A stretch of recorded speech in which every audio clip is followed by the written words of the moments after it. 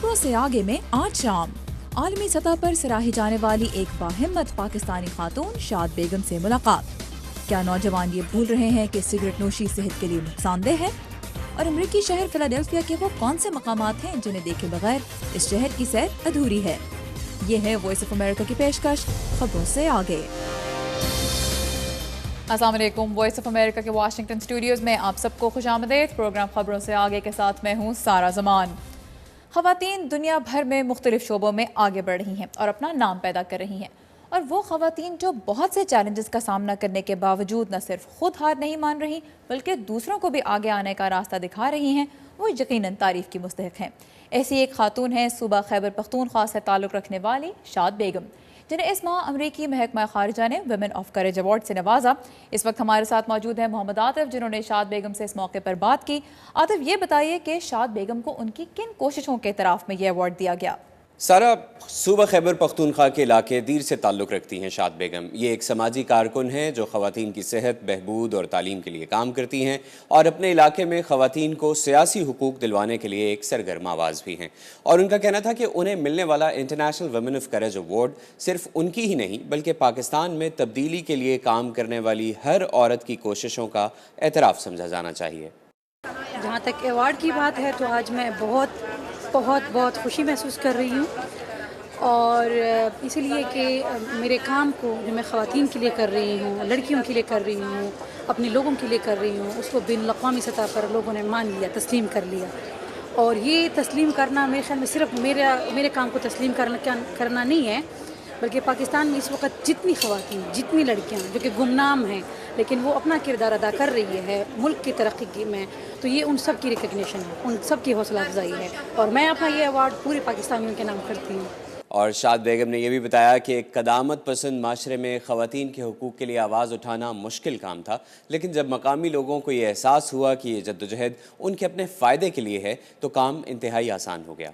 बोलना अगर मेरे लिए पाकिस्तान में मुश्किल है तो बहुत सारी ख़वातीन के लिए हर जगह पे बोलना मुश्किल है, डिपेंड करता है, ये इन्हिसार है कि आप कहाँ बोल रहे हैं। लेकिन जहाँ तक मेरी रीजन की बात है, मेरे इलाके की बात है, तो मैंने काम किया है, मुझे लोगों ने सुना है, मुझे लोगों ने तस्लीम किया है, हालांकि तमाम तरह मुश्किलात और उन चीज़ों के बावजूद, क्योंकि जो मेरा काम था वो उन लोगों के लिए था और उन लोगों ने इसको तस्लीम किया, इसलिए मुझे अपनी आवाज़ आगे बढ़ाने में आसानी हुई और मैंने तमाम मुश्किलात और चैलेंजेस का मुकाबला किया। शाद बेगम ने वॉइस ऑफ अमेरिका से बात करते हुए हमें यह भी बताया कि हुकूमत और आलमी इदारों से अपील की जानी चाहिए कि वो अपने प्रोग्रामों में ख़वातीन पर ज़्यादा तवज्जो दें ताकि सिनफी तफरीक का ख़ात्मा किया जा सके। अभी भी मैं यही कहूँगी अपनी हुकूमत से, गैर सरकारी इदारों से, बिन अक़वामी इदारों से कि ख़वातीन पे फोकस करें, ज़्यादा फोकस करें, ख़वातीन की माशी तरक्की पे, उनकी सियासी तरक्की पे और उनकी समाजी तरक्की पे। जो सोशल स्टेटस है हमारी ख़वातीन का पाकिस्तान में, उस इमेज को अगर हम बेहतर बनाएंगे तो उनके लिए कारोबार, रोज़गार के ज़राए और सियासत में शमूलियत सबसे अहम हमारा मकसद है, और उसके लिए हुकूमत पॉलिसियाँ नरम करे, हर आम एक खातून को वो माहौल दे कि वो आगे आके उसमें हिस्सा ले सके। Alright, thank you very much Atif. छोटे छोटे स्टेप्स हैं जो बड़ी बड़ी तब्दीलियों के लिए राह हमवार करते हैं। काबुल में अब ख़वातीन के लिए एक इंटरनेट कैफ़े खोला गया है जहां मर्दों का दाखिला मना है, ताकि औरतें इत्मीनान और आज़ादी से इंटरनेट इस्तेमाल कर सकें, और बहुत सी अफ़गान ख़वातीन इसके बारे में बहुत एक्साइटेड भी हैं।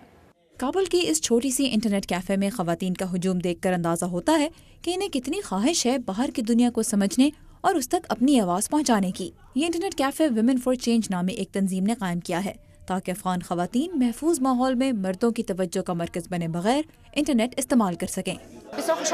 हम इस इंटरनेट कैफ़े के इफ्तिताह से बहुत खुश हैं। ये एक महफूज इलाके और माहौल में कायम है। इस तरह ख़वातीन के लिए हमारी सहूलतें इस्तेमाल करना भी आसान होगा। इस खुशनुमा कैफ़े का नाम एक नौजवान अफ़गान लड़की सहर गुल के नाम पर रखा गया है। सहर उस वक्त आलमी मीडिया की तवज्जो का मरकज़ बनी जब पुलिस ने शुमाली सूबे बगलान में उसे उसके शौहर के घर से शदीद ज़ख्मी हालत में निकाला। हमने इसका नाम सहर गुल के नाम पर इसलिए रखा क्योंकि उसने बहुत जुल्म और तकलीफ सही और हम उसकी बहादुरी को खराजे तहसीन पेश करना चाहते हैं। लेकिन सहर की दास्तान सिर्फ एक लड़की की कहानी नहीं है। तालिबान दौर हुकूमत के मुकाबले में आज अफ़गान ख़वातीन के हालात अगरचे क़दरे बेहतर हैं, लेकिन हुकूक निस्वा की तंजीमों के मुताबिक अब भी बहुत कुछ करना बाकी है, और इन अफ़गान ख़वातीन के लिए ये इंटरनेट कैफ़े उसी सिमत में एक कदम है। और इंटरनेट हमारे लिए दुनिया को घर बैठे एक्सपीरियंस करने का एक बेहतरीन ज़रिया है, لیکن انٹرنیٹ ہیکرز جو کہ مختلف ویب سائٹس پر حملہ کر کے انہیں عارضی طور پر ناکارہ بنا دیتے ہیں، ویب سائٹ کے اونرز، انٹرنیٹ یوزرز اور مختلف گورنمنٹس کے لیے ایک بڑا مسئلہ ہے۔ تابندہ نعیم بتا رہی ہیں کہ ہیکرز کام کیسے کرتے ہیں اور انہیں روکنے کے لیے کیا کوششیں کی جا رہی ہیں۔ گزشتہ ہفتے امریکی اٹارنی جنرل نے ان 5 افراد پر فرد جرم عائد کی تھی جن پر ہیکنگ کا الزام تھا۔ ان میں سے 4 پر الزام ہے کہ یہ ہیکرز کی عالمی تنظیم انونیمس سے تعلق رکھتے تھے۔ ان گرفتاریوں کے باوجود انونیمس نے ویٹیکن کی ویب سائٹ پر اگلے ہی روز ہونے والے حملے کی ذمہ داری قبول کی۔ ڈگلس لین انسداد جرائم کے ماہر ہیں اور نیو یارک کے مشہور جان جے کالج آف کرمنل جسٹس میں سائبر کرائم سٹڈیز پڑھاتے ہیں۔ وہ کہتے ہیں کہ انونیمس نامی گروہ اپنی غیر منتظمی کی وجہ سے بالکل ایسے ہی ہے جیسے آکیوپائی وال اسٹریٹ موومنٹ۔ ان تنظیموں کا کوئی اسٹرکچر نہیں ہوتا۔ مختلف لوگ مختلف اوقات میں ان میں شامل ہوتے ہیں اور وقت آنے پر انہیں چھوڑ دیتے ہیں۔ بہت سے بے روزگار لوگ اسے فل ٹائم انداز میں کرتے ہیں اور بہت سے نوکری پیشہ افراد اسے پارٹ ٹائم کیا کرتے ہیں۔ وہ کہتے ہیں کہ ہیکرز کسی ایک مخصوص قسم کا آدمی نہیں ہوتا، ان میں سے بہت سے تو کوئی خاص مقصد لیے چل رہے ہوتے ہیں اور دوسری حکومتوں کے لیے جاسوسی بھی کرتے ہیں۔ بہت سے تفریح کے لیے یہ کام کرتے ہیں اور اس میں کمپیوٹر کی مہارت بھی بہت ضروری ہوتی ہے۔ آج ہیکرز کی پوری انڈسٹری بن چکی ہے جو انہیں ہیکنگ کے سافٹ ویئر بنا کر دیتی ہے۔ انہیں استعمال کرنے والے کو بہت بڑا ماہر ہونے کی بھی ضرورت نہیں ہوتی، بلکہ جو لوگ ایسے پروگرام بناتے ہیں وہ ان پر عام سافٹ ویئر کی طرح سے ٹیک سپورٹ بھی دیا کرتے ہیں۔